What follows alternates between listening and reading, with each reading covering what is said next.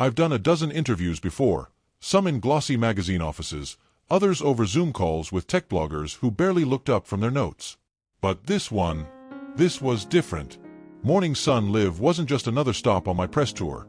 It was a prime-time, coast-to-coast opportunity to put DeepFrame AI in front of millions. As I stepped into the studio's green room, I could already hear the hum of the crew setting up. A production assistant, blonde, frazzled, mid-20s, rushed in to hand me a mic pack. "Mr. Carter, you'll be on in 5. Just some light conversation with Rebecca, nothing heavy." She smiled, the same rehearsed grin I'd seen in every corporate setting since my first funding pitch. I nodded, adjusted my tie, and took a deep breath. I'd done the work.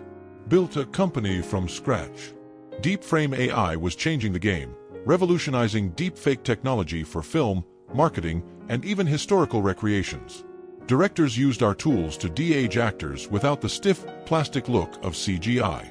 Museums brought historical figures to life in ways textbooks never could. And brands, they lined up to use our software to create hyper-personalized ads that felt eerily real. This was what I wanted to talk about. The innovation, the art, the impact. The floor manager signaled me. Time to go. As I walked onto the set, Rebecca Langley greeted me with a practiced warmth. She was a veteran in morning television, poised, sharp, and just slick enough to make any guest feel both welcome and slightly off balance. The studio lights glared overhead, and the familiar jingle played in the background as the camera zoomed in on us. Welcome back to Morning Sun Live. We have a very special guest with us today, Darius Carter, the brilliant mind behind DeepFrame AI. His company is at the forefront of AI-driven visual effects, changing the way we experience media. Darius, thank you for joining us. Thanks for having me, Rebecca. Let's jump right in, she said, crossing her legs and leaning forward just slightly. Your technology has been called revolutionary. Hollywood, advertisers, even historians are using DeepFrame AI to reshape storytelling. But let's talk about you. Your journey. What do you think has been the key to your success? It was the kind of softball question every guest dreams of. I gave the expected answer. Hard work, a strong team, a clear vision. Nothing groundbreaking, just enough to set the stage. Rebecca nodded along, but there was something in her expression, a flicker of something just beneath the surface. A shift. "So," she said, tilting her head ever so slightly, "there's no denying you're a trailblazer. Not just in AI, but as a black entrepreneur in a space largely dominated by, well, others." A small, calculated pause. "Do you think your success is purely talent-driven, or do you believe diversity initiatives have played a role in getting you here?" And just like that, the air changed. The studio fell silent in a way only a live broadcast could. I could sense the producers in the control room holding their breath, waiting for my reaction. Rebecca's smile didn't waver, but her eyes were sharp, measuring. This wasn't an accident. She wanted a reaction. I glanced at the camera, knowing millions were watching. The way I handled this moment could define not just this interview, but the way people talked about me, about DeepFrame, about black entrepreneurs in tech. I smiled. Not forced, not tense. Just a smile. "That's an interesting question," I said, my voice smooth, deliberate. "Let's talk about it." The interview had just begun, but I already knew this wasn't going where Rebecca thought it would. Rebecca didn't flinch. She was a pro, after all. The best morning show hosts had a way of tossing out loaded questions with a smile, making the sharpest digs sound like casual conversation. But I saw it for what it was. I leaned back slightly, keeping my posture relaxed. "You asked if diversity initiatives played a role in my success," I said, tilting my head just enough to match her energy. "Let's be specific. Are we talking about grants, funding, networking opportunities? Or are we talking about the idea that I got here because someone needed a black guy in AI to check a box?" Rebecca's lips parted slightly, but she recovered fast. "I only mean to acknowledge that many companies today are prioritizing diversity, which is a good thing," I interrupted, still smiling. "But let's be clear. No diversity initiative builds a billion-dollar company. No grant makes Hollywood buy in. No networking event teaches you how to write code that outperforms the competition." I folded my hands together. So, if the question is whether I benefited from people wanting to see more black entrepreneurs in tech, sure, people like seeing progress. But if the question is whether that created my success, no. What created my success was the fact that DeepFrame AI is better than anything else on the market. Period. Rebecca nodded slowly, her expression unreadable. She knew she'd hit a nerve, and she knew I'd flipped it back on her. The producers probably loved it. Well, she said, her voice smooth as glass, there are critics who argue that discussions of bias in business sometimes overshadow the actual innovation. That at some point, it becomes about race more than the work. Funny, I said, keeping my tone light, because I only ever get asked these questions in rooms like this. When Elon Musk or Mark Zuckerberg sit down for interviews, do they get asked if their race helped them? Or do we assume their success is all skill? Rebecca hesitated, just for a second. And that was all I needed. I continued. Look, I get it. When people see someone who doesn't fit their idea of what a tech CEO looks like, they start looking for explanations beyond skill. Maybe he got help. Maybe there were programs. But let's be real, if my company wasn't the best at what it does, we wouldn't be having this conversation. Because no amount of diversity programs can force the biggest film studios and ad agencies in the world to use a product that doesn't work. Rebecca shifted slightly in her seat. I wasn't giving her the soundbite she expected, the defensive pushback or the victim narrative. I was controlling the conversation.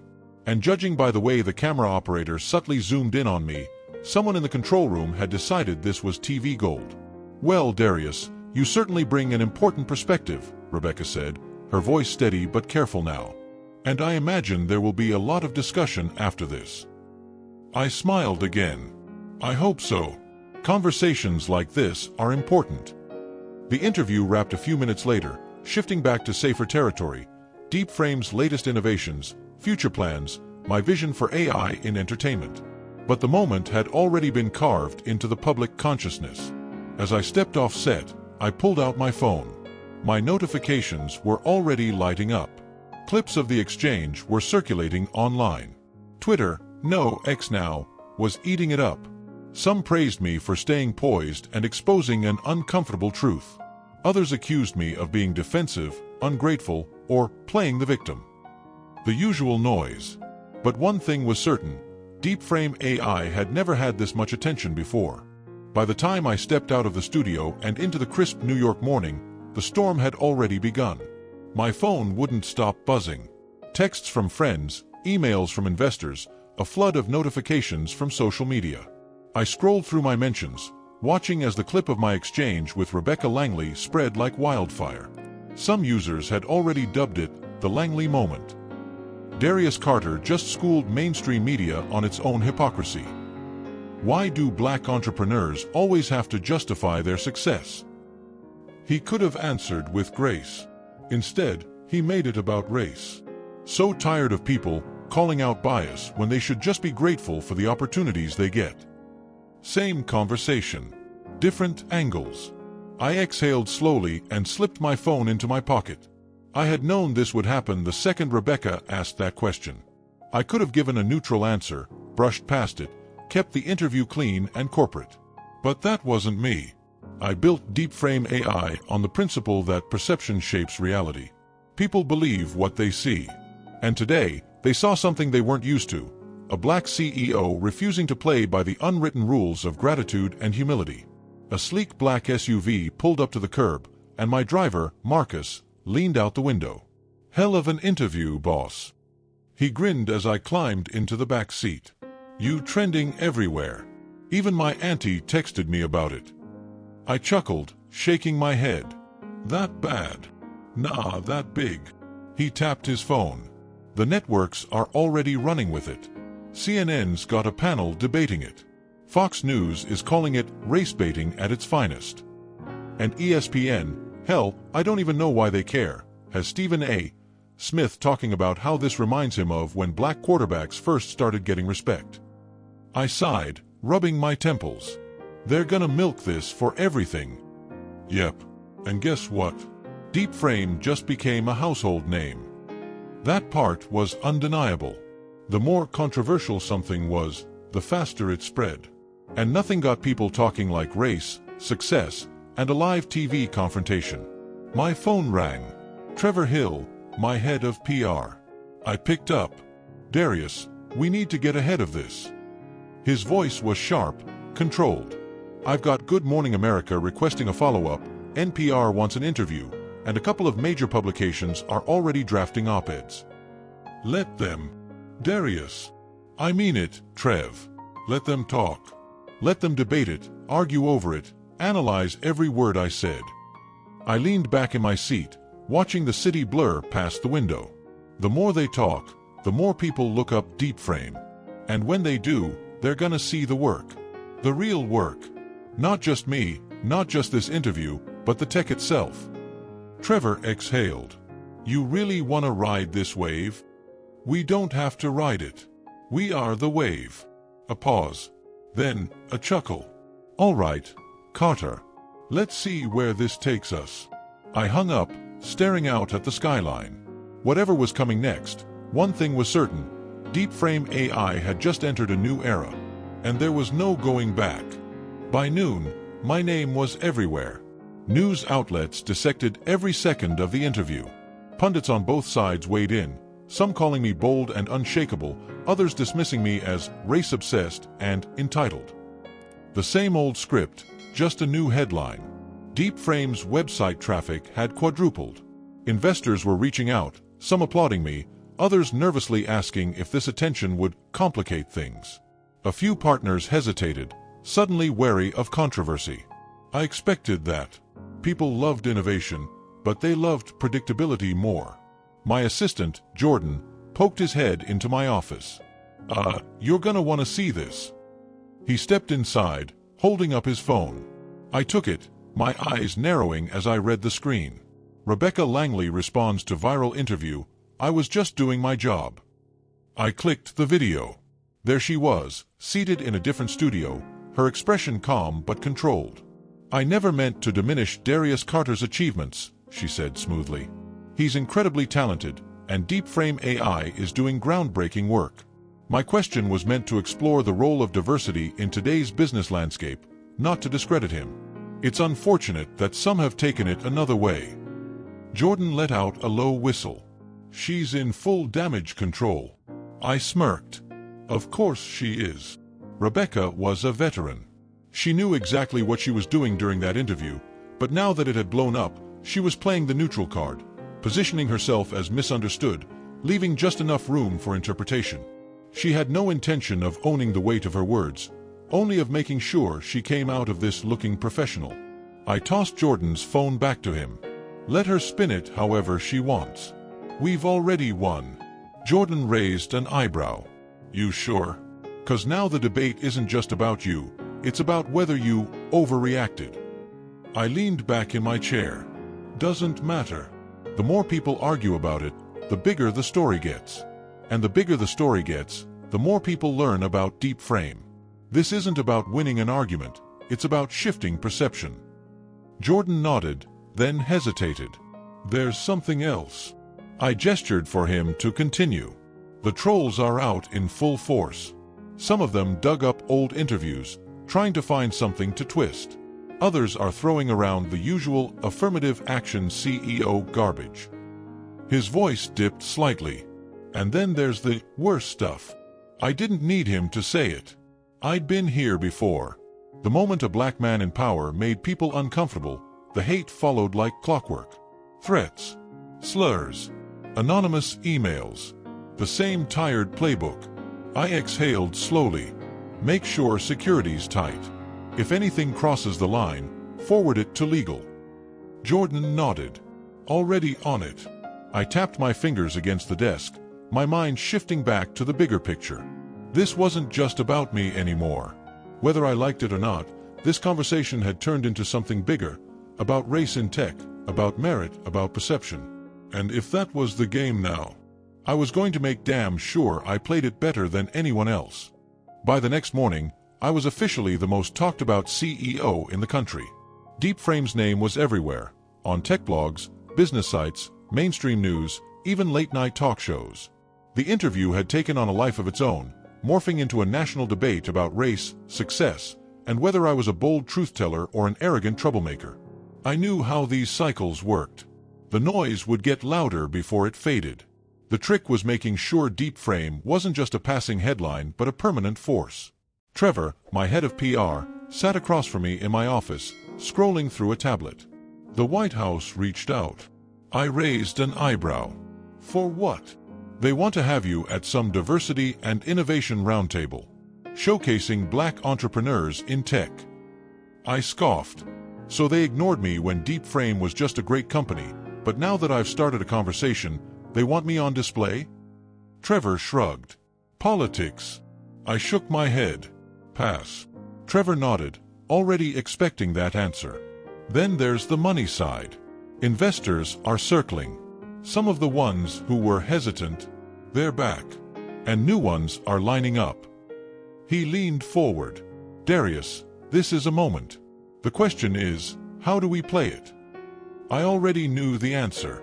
We expand. Trevor blinked. Expand how? I tapped my fingers against my desk. We've spent the last few years perfecting DeepFrame for entertainment, Hollywood, marketing, historical recreations. But this tech can do more. We push into security, fraud detection, AI-driven verification. We prove that DeepFrame isn't just a creative tool, it's the future of digital identity. Trevor considered that for a moment, then nodded slowly. You're thinking long-term. Always. This wasn't just about capitalizing on a viral moment. It was about turning DeepFrame into something untouchable. Something so essential that no amount of controversy, criticism, or bias could shake it. Trevor smirked. So we flipped the script. Exactly. They wanted to debate whether I'd earned my success? Fine. While they argued, I'd make sure DeepFrame AI became something they couldn't ignore. And when the dust settled, the only thing that would matter was the undeniable truth. I wasn't just playing the game. I was rewriting the rules. A week later, I was back on television. Not on Morning Sun Live. Not on a panel arguing about race in tech. This time, I was seated across from James Whitmore, a veteran business journalist on the Financial Edge, one of the most respected business shows in the country. If my last interview had been a cultural flashpoint, this one was about strategy. And strategy was where I thrived. Whitmore leaned forward, his expression measured. Darius, the past week has been a whirlwind for you. Your exchange with Rebecca Langley ignited a nationwide debate. Some called it necessary. Others called it divisive. Looking back, do you regret how you handled that moment? I met his gaze without hesitation. Not at all. A slight smirk played at the corner of his lips. He liked direct answers. Even with the backlash, he pressed. I nodded. See, that's the thing. People call it backlash. But what's actually happening? My company is bigger than it's ever been. Our technology is in higher demand. Investors who ignored us before are suddenly interested. And the people who doubted whether DeepFrame AI was built on merit? They're watching us prove, in real time, that we don't just belong in this space, we own it. Whitmore chuckled, shaking his head. You're not just riding the controversy. You're leveraging it. I leaned back slightly. I'm doing what every smart businessperson does, turning attention into opportunity. The difference is, when someone like me does it, people assume it's accidental. Like I stumbled into it. I gestured around the studio. You wouldn't ask Elon Musk or Jeff Bezos if they regret using controversy to fuel their brands. You'd call it strategy. Whitmore nodded. Fair point. Then, flipping through his notes, he said, let's talk about what's next. You've announced DeepFrame's expansion into security and fraud detection. That's a major pivot from entertainment. Why the shift? Because the world is changing, I said simply. Right now, people see AI-generated visuals as a creative tool. But in 5 years, deepfake technology is going to be a cornerstone of security, verification, and fraud prevention. We're not just making movies look better, we're shaping the future of digital trust. Whitmore looked impressed. So you're positioning DeepFrame as indispensable? Exactly. I let the word hang in the air for a moment before continuing. Right now, people are debating me. But soon, The only thing they'll be debating is how fast they can adopt DeepFrame before they're left behind. Whitmore let out a low whistle. Darius, you know what I think? I raised an eyebrow. What's that? He grinned. I think this controversy didn't just make you famous. It made you untouchable. I smiled. Not forced. Not defensive. Just a smile. The game had never been about proving myself to people who doubted me. It was about making sure, in the end, their opinions didn't matter. If this story resonated with you, share it with those who need to hear it. Let's start conversations that matter, and that will lead to change.